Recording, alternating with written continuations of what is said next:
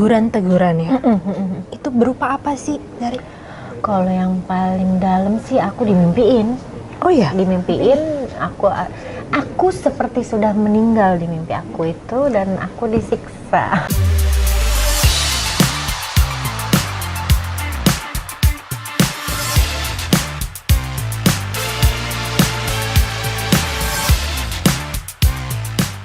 Halo Sobat Bintang, kembali di Bintang Update bersama saya Valeska Suisa, dan hari ini kita kehadiran seorang tamu yaitu Mbak Teresa.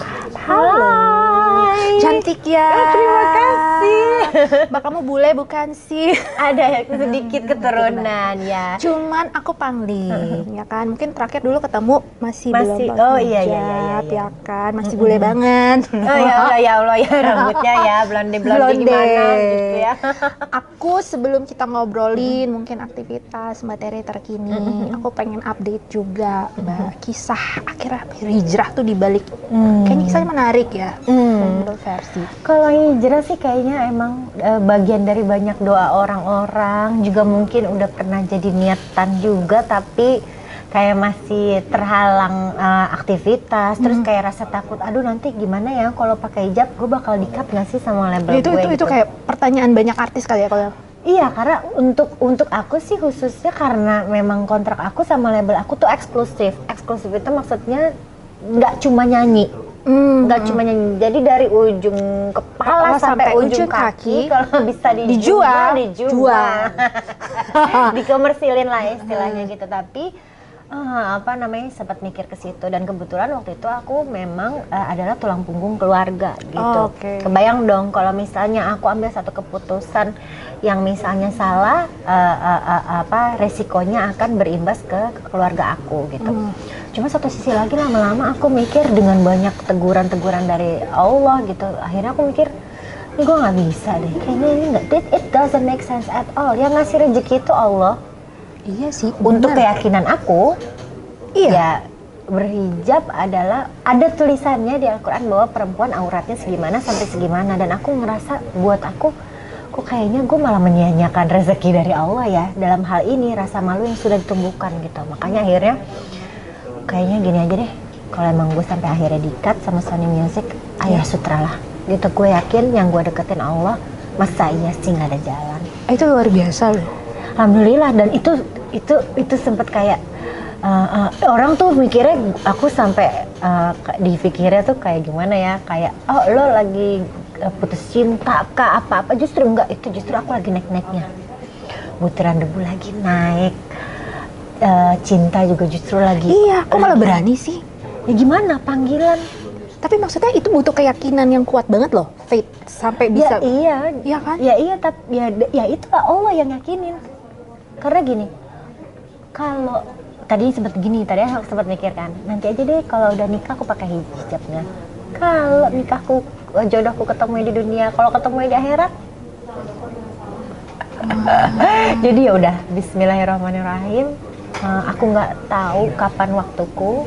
Yang penting aku berusaha untuk menutup auratku karena kewajibanku. Tadi Mbak Terry juga bilang ada banyak teguran-teguran ya. Itu berupa apa sih dari? Kalau yang paling dalam sih aku dimimpiin. Oh ya? Dimimpiin aku seperti sudah meninggal di mimpi aku itu, dan aku disiksa. Kok serem sih? Iya. Ini bukan sinetron Pintu Hidayah ya? Seriously, aku juga sempat mikir pas abis mimpi itu udah dalam keadaan nangis, aku mikir, aku habis nonton apa sih? Kali aja secara psikologis nggak sadar. Gitu kan. Enggak, perasaan dari malam baik-baik aja gitu. Dan itu nggak sekali mimpinya. Yang paling tegas itu ya di tahun 2015, yang akhirnya aku memutuskan aku nggak bisa, aku mesti hijrah, either sekarang atau enggak sama sekali gitu. Di mimpi itu semakin jelas bahwa aku disiksa, dan siksaan yang paling dijelasin di situ ya rambut aku digantung pakai rambut aku. Ngeri, Mak. Iya, aku juga kalau lagi inget-inget kayak gitu ya pokoknya abis itu kayak gimana ya? Ini gue gila apa gimana sih?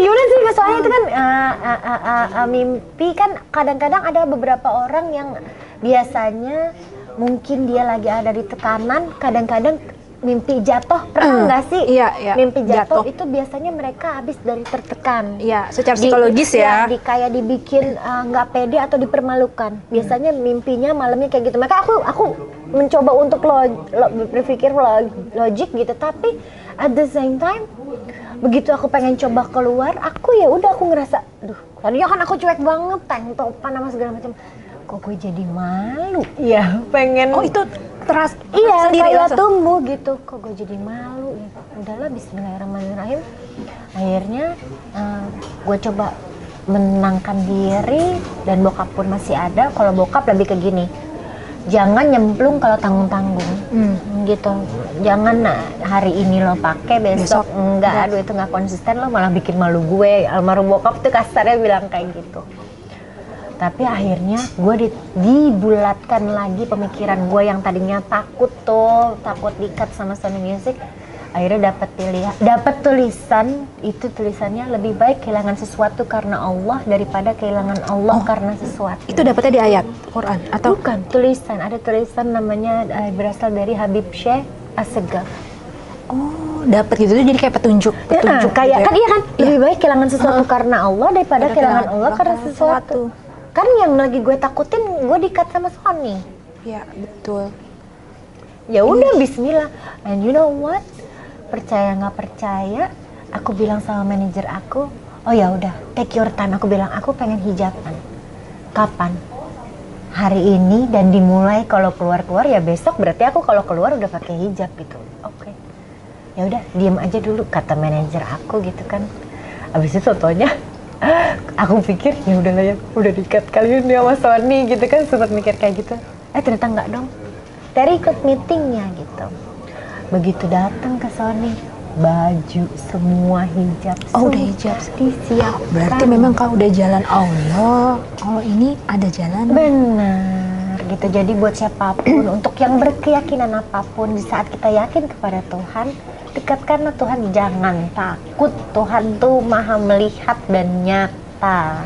Iya, tapi kita kadang suka karena nggak kelihatan ya kali ya. Jadi lebih besar rasa takutnya. Padahal ya ini, iya, yang kita hidup ini kan untuk mencapai kemenangan untuk diri kita sendiri. Kemenangannya apa ya? Yakin sama apa takdirnya. Tapi ada ini nggak sih fase ini Mbak Terry, dari yang biasanya tank topan, ya kan cuek, terus kemudian semua segala sesuatu harus tertutup.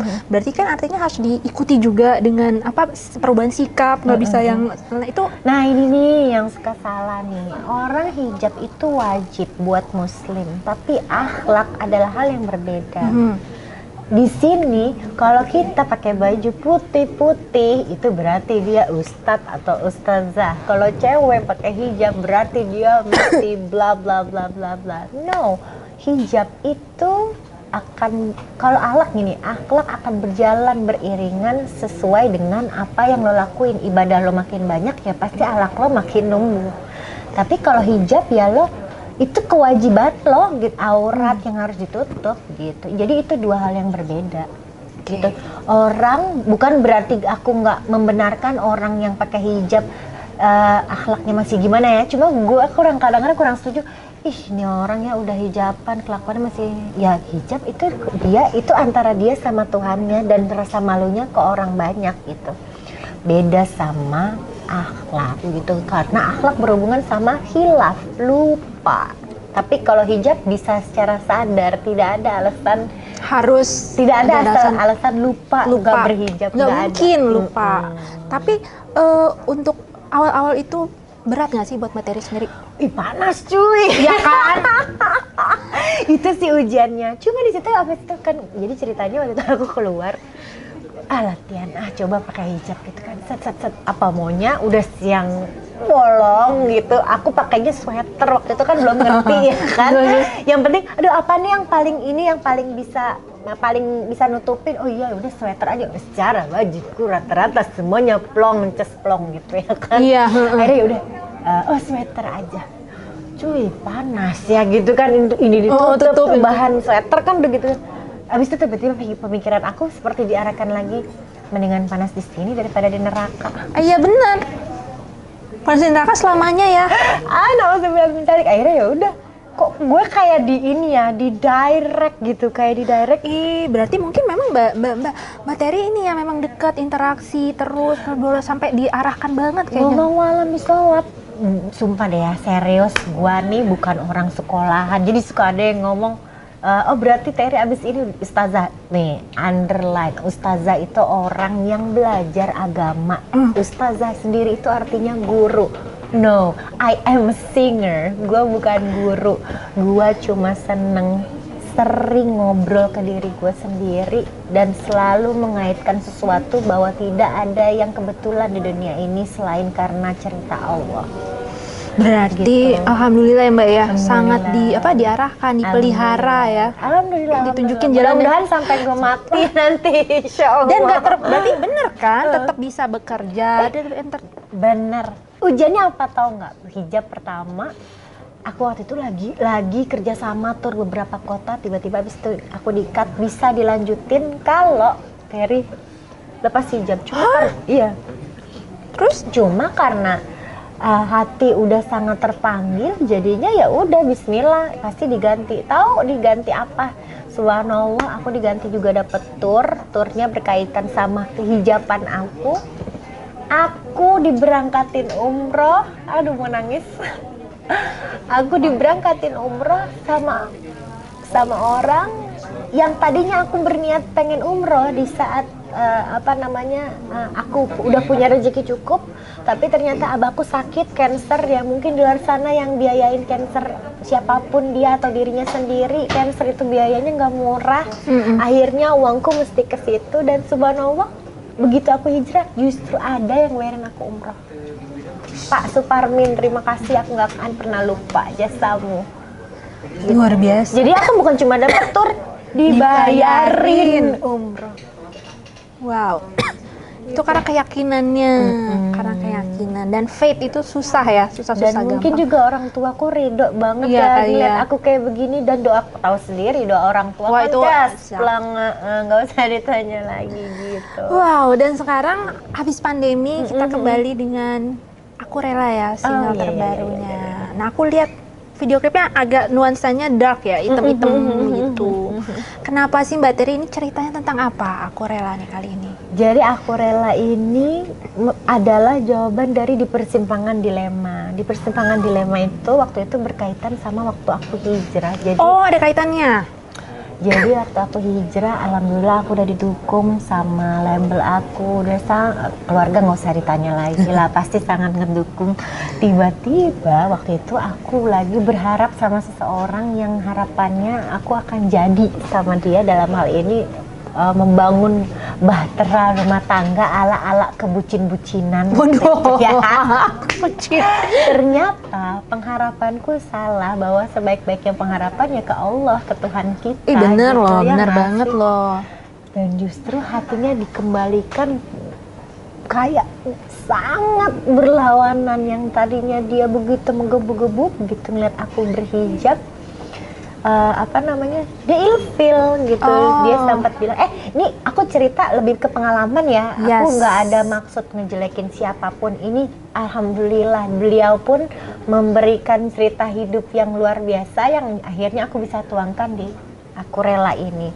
Terjadilah lagu Di Persimpangan Dilema, bahwa aku dilema mau dilanjutin nggak ya ini hubungan gitu. Begitu aku doa sama Allah, yang diliatin adalah di Aku Rela, aku diselingkuh. Tapi ini cerita ya, ini cerita.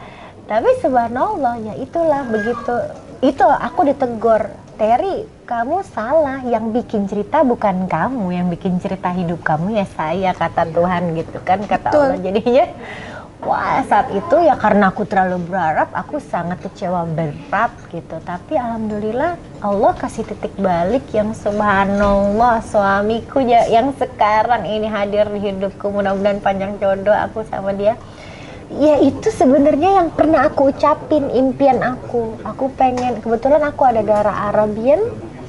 Dan kalau mungkin untuk beberapa orang yang tahu di luar sana, orang-orang yang berdarah Arabian itu biasanya dia mau mempertahankan marganya gitu, bukan underestimate yang lain, enggak, lebih ke biar pola hidupnya lebih gampang beradaptasinya, karena biasanya orang Arab itu keras-keras, pola pikirnya tuh sangat susah untuk dilembutkan unless kalau sama-sama ketemu yang sama-sama keras juga itu. Jadi sekarang aku ngaca ketemu suami aku, alhamdulillah, yang apa ya, dapat restu juga. Aku juga punya lagu Cinta Tanpa Restu, itu ceritanya khusus memang menggambarkan saat aku pernah nggak direstuin gitu. Dan ini dapat restu juga, alhamdulillah. Dan oke, alhamdulillah deh, masya Allah, sekarang alhamdulillah udah dikaruniai 2 anak, alhamdulillah.